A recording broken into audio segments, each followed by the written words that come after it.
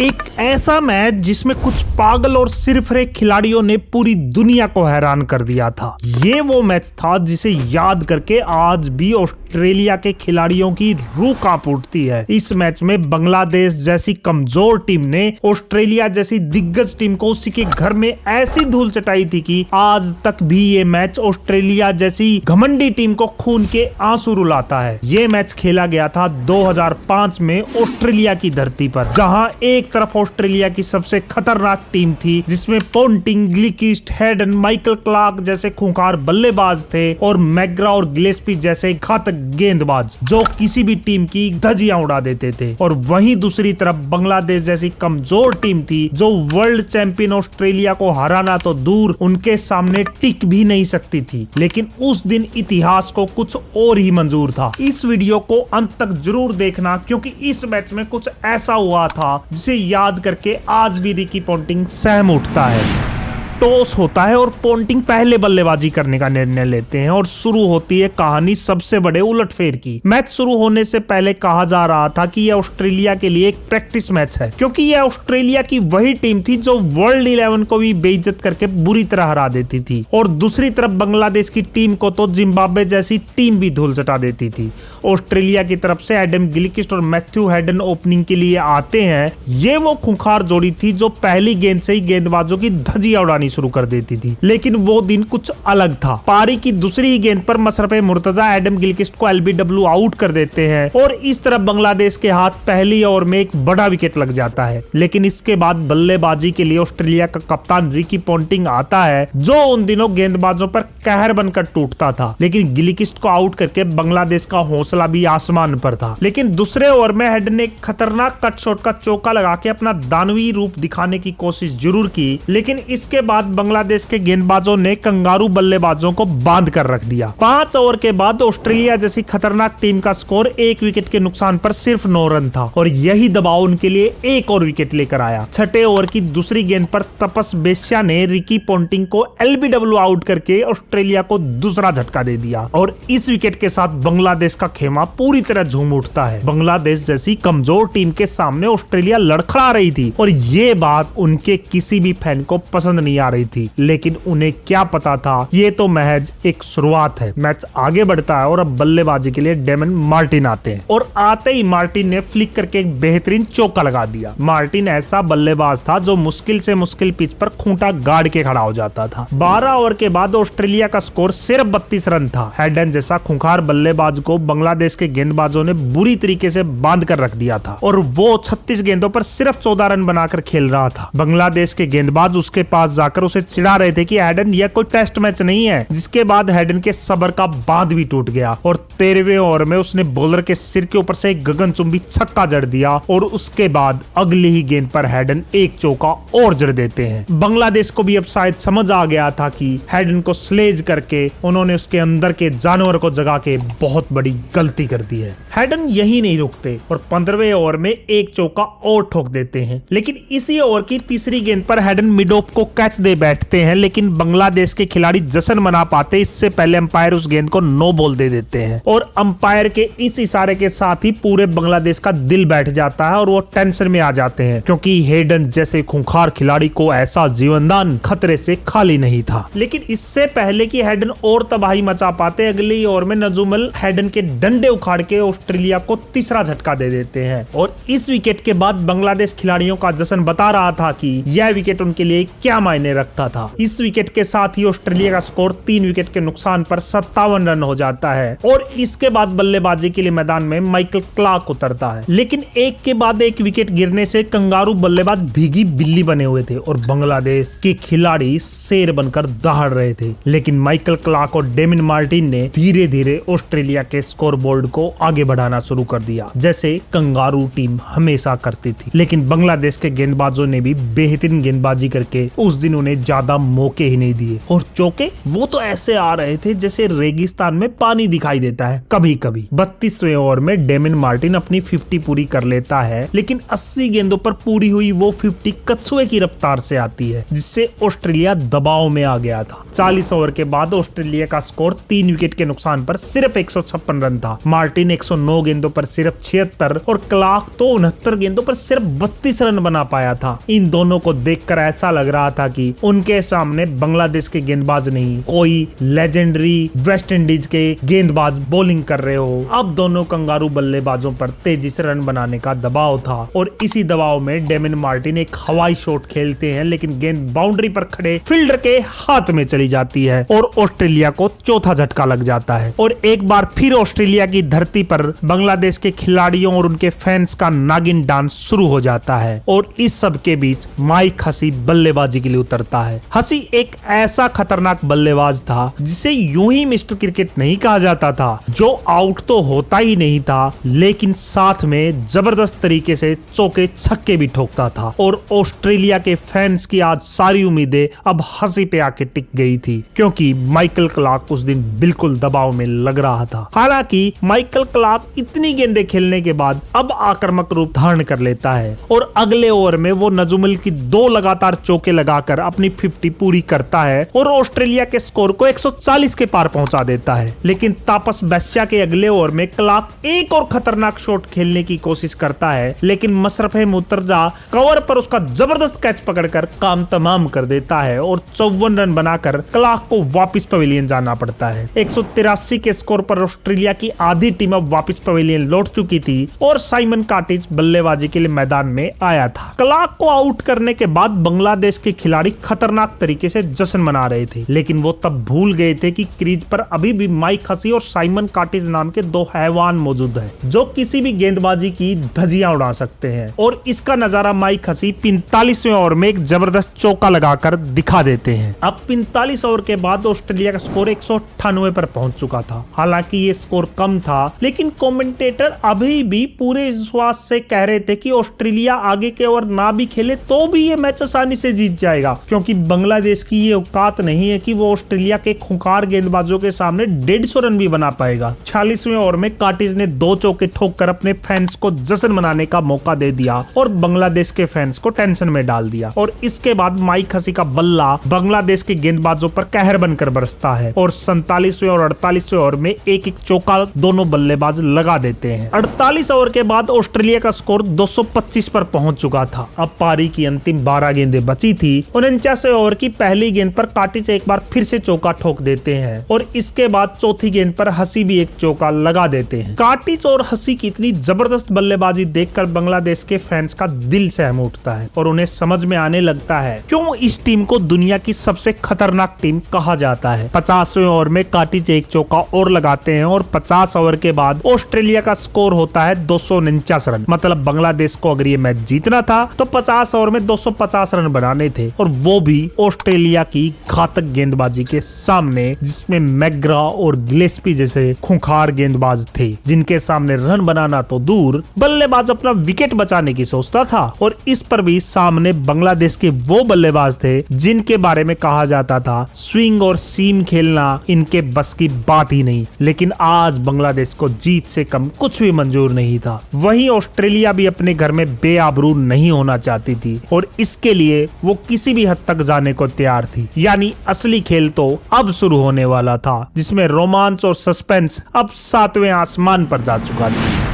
250 run के लक्ष्य का पीछा करने के लिए बांग्लादेश के 2 सलामी बल्लेबाज जावेद उमर और नाफिस इकबाल ओपनिंग के लिए उतरते हैं और इन दोनों पर आज एक अच्छी शुरुआत देने का दबाव था। पहला ओवर मैग्रा लेकर आते हैं और उस ओवर में वो सिर्फ 1 रन देते हैं। इसके बाद गिलेस्पी दूसरे ओवर में बेहतरीन गेंदबाजी करते हुए मेडन फेंकते हैं। मैग्रा अपनी लाइन लेंथ के लिए मशहूर थे, लेकिन तीसरे ओवर में नफीस एक बेहतरीन कट मार के उन्हें चौका लगा देते हैं और उसके बाद 5वें ओवर में ओमर भी मैग्रा को एक चौका लगाता है, लेकिन इन दो चौकों के अलावा मैग्रा और गिलेस्पी ने दोनों ओपनरों को पूरी तरीके से बांध कर रखा हुआ था। 7 ओवर के बाद बांग्लादेश का स्कोर सिर्फ 17 रन था। रन बहुत कम थे, लेकिन उनके फैंस ये सोचकर भी खुश हो रहे थे कि इस खूंखार गेंदबाजी के सामने कम से कम उनका कोई विकेट तो नहीं गिरा है। लेकिन उनकी ये खुशी भी ज्यादा देर नहीं टिक पाती, क्योंकि 8वें ओवर में गिलेस्पी एक बेहतरीन गेंद पर नफीस को कैच आउट करवा देते हैं। इसके बाद बल्लेबाजी के लिए तुषार इमरान आता है, लेकिन ऑस्ट्रेलिया गेंदबाजों का कहर बांग्लादेश के बल्लेबाजों पर इस कदर टूट रहा था कि जावेद उमर 30 गेंदों पर सिर्फ 5 रन बना पाया था। लेकिन 10वें ओवर में वो 5वां गेयर लगाते हुए 2 चौके ठोक देता है, लेकिन इसके बावजूद बांग्लादेश के रन कछुए की चाल की तरह धीमी रफ्तार से आ रहे थे। 13 ओवर के बाद उनका स्कोर सिर्फ 33 रन था।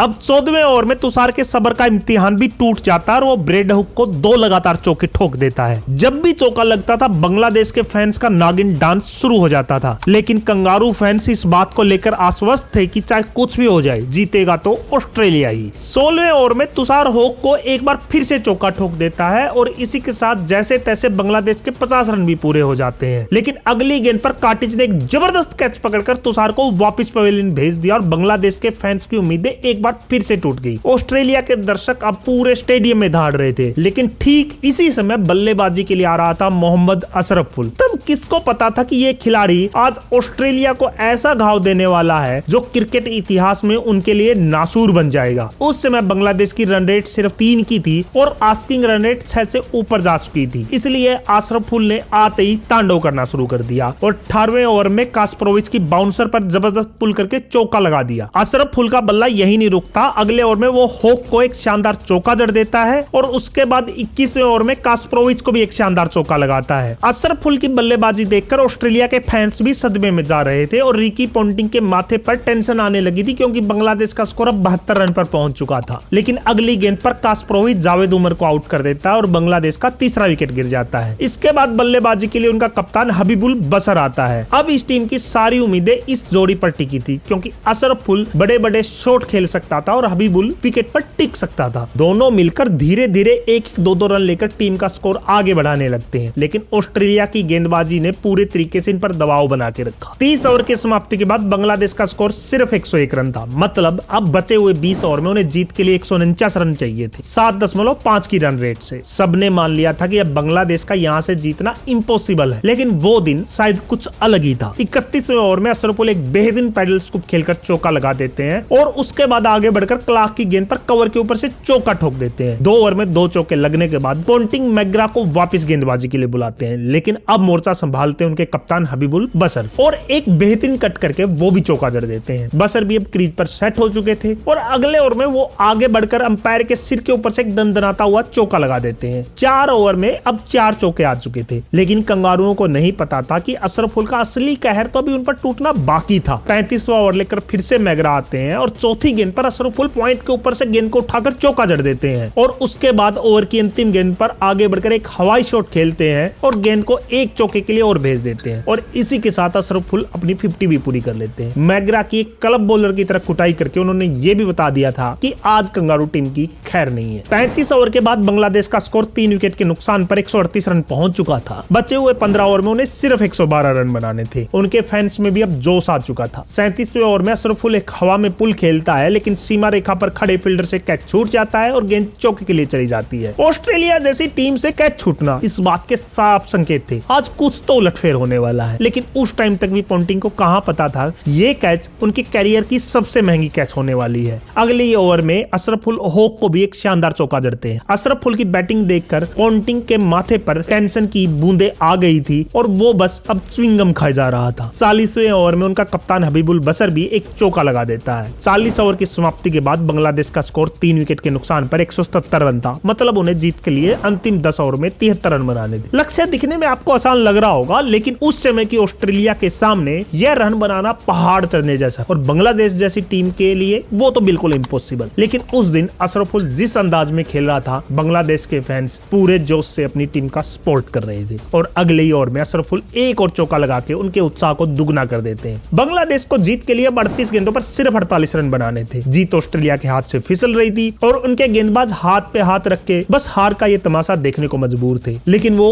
ऑस्ट्रेलिया थी, आसानी से किसी मैच को कहां छोड़ती थी। जब उनके गेंदबाज नाकाम हो गए तब उन्होंने एक शानदार फील्डिंग करते हुए बांग्लादेश के कप्तान हबीबुल बशर को रन आउट कर दिया। एक सेट साझेदारी अब टूट चुकी थी और ऑस्ट्रेलिया वो खूंखार भेड़िया थी जो एक बार मुंह खून उनके लग जाए तो अपने शिकार को जाने नहीं देती थी। लेकिन अशरफुल अभी भी पूरी मजबूती के साथ क्रीज पर डटे हुए थे और उनका साथ देने के लिए अब आफ्ताब अहमद मैदान पर आए और आते ही आफ्ताब ने भी एक बेहतरीन चौका ठोका। अब अंतिम 24 गेंदों पर बांग्लादेश को जीत के लिए 32 रन की जरूरत थी और गेंद थी दुनिया के सबसे खतरनाक गेंदबाज मैग्रा के हाथों में। ओवर की पहली गेंद पर अशरफुल मैग्रा को स्पिनर की तरह स्वीप खेलते हुए चौका लगा देते हैं। मैग्रा के लिए इससे बड़ी बेइज्जती नहीं हो सकती थी कि उसे बांग्लादेश के बैटर फास्ट बॉलर ही नहीं समझ रहे थे, स्पिनर की तरह स्कूप लगा रहे थे। ओवर की अंतिम गेंद पर अशरफुल एक सिंगल लेकर अपना शतक पूरा कर लेते हैं और इसके बाद अशरफुल का जश्न, उनकी टीम और दर्शकों का जश्न साफ साफ बता रहा था कि यह पारी बांग्लादेश क्रिकेट इतिहास की सबसे बड़ी पारी है। ये पारी इतनी शानदार थी कि एडम गिलक्रिस्ट भी इस पर तालियां बजा रहे थे। अब बांग्लादेश को जीत के लिए 18 गेंदों पर सिर्फ 23 रन बनाने थे। उनके फैंस अब अपनी जीत पक्की मान के नागिन डांस करते हुए कंगारुओं को चिढ़ा रहे थे, लेकिन वो भूल गए थे कि ये ऑस्ट्रेलिया है जो शेर के मुंह से भी शिकार छीनकर वापस ले आती है। अशरफुल अब स्ट्राइक पर थे और गेंद थी जेसन गिलेस्पी के हाथों में। पहली गेंद फुल टॉस होती है, अशरफुल उसे छक्के के लिए उठाते हैं लेकिन गेंद चली जाती है सीधा फील्डर के हाथों में और इसी के साथ अशरफुल 100 रन बनाकर आउट हो जाते हैं। एक ऐसा विकेट जिसके बाद सबने मान लिया था कि अब ऑस्ट्रेलिया की जीत पक्की हो चुकी है। उनके दर्शक भी अब स्टेडियम में दहाड़ रहे थे। बल्लेबाजी के लिए मोहम्मद रफीक आते हैं जिनसे किसी को कुछ खास उम्मीद भी नहीं थी क्योंकि वो तो एक गेंदबाज थे, बल्लेबाज नहीं। लेकिन ओवर की तीसरी गेंद पर रफीक एक बेहतरीन ड्राइव खेलते हैं और गेंद चौके के लिए चली जाती है। एक ऐसा चौका जिसने इस मैच में वापस रोमांच भर दिया था, बांग्लादेश के लिए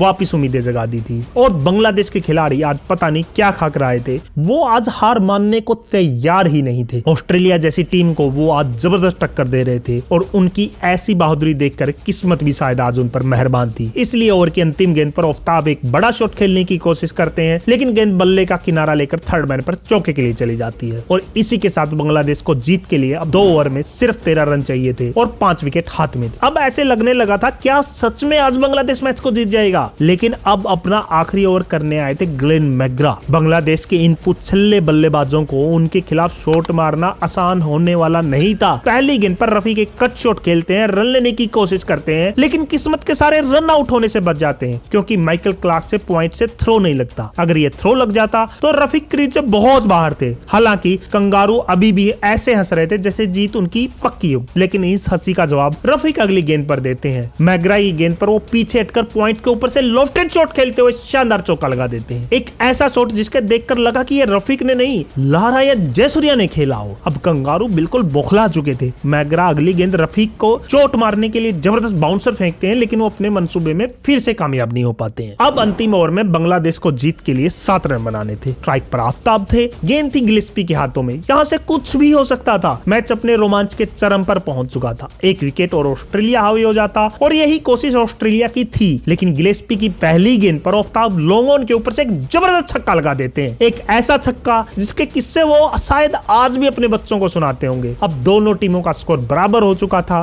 बांग्लादेश एक ऐसी जीत से सिर्फ 1 रन दूर था जो इतिहास में सुनहरे अक्षरों में लिखी जानी थी। बांग्लादेश के खिलाड़ी ड्रेसिंग रूम की बालकनी में खुशी के मारे नाच रहे थे, यहाँ तक कि इंग्लैंड के दर्शक भी बांग्लादेश का समर्थन कर रहे थे। और अगली गेंद पर आफ्ताब तेजी से 1 रन लेकर बांग्लादेश को एक ऐतिहासिक जीत दिलवा देते हैं और इसके बाद बांग्लादेश का जश्न देखने लायक था। वो ऐसे जश्न मना रहे थे जैसे उन्होंने कोई मैच नहीं जीता बल्कि वर्ल्ड कप जीत लिया हो। और ये जश्न बनता भी था क्योंकि यह ऑस्ट्रेलिया की वो टीम थी जिसने लगातार 2 बार वर्ल्ड कप जीता था और पोंटिंग की कप्तानी पर बांग्लादेश जैसी टीम से हार का धब्बा हमेशा के लिए लग गया। बांग्लादेश की जीत के सबसे बड़े हीरो मोहम्मद अशरफुल रहे जिन्होंने एक शतक बनाकर बांग्लादेश को यह संभव से जीत दिला दी और उन्हें मैन ऑफ द मैच भी दिया गया। बांग्लादेश की इस यादगार उलटफेर को आप 10 में से कितने अंक देंगे कमेंट में जरूर बताइए और वीडियो को लाइक करके कमेंट कीजिए क्योंकि अगली वीडियो इससे भी जबरदस्त होगी।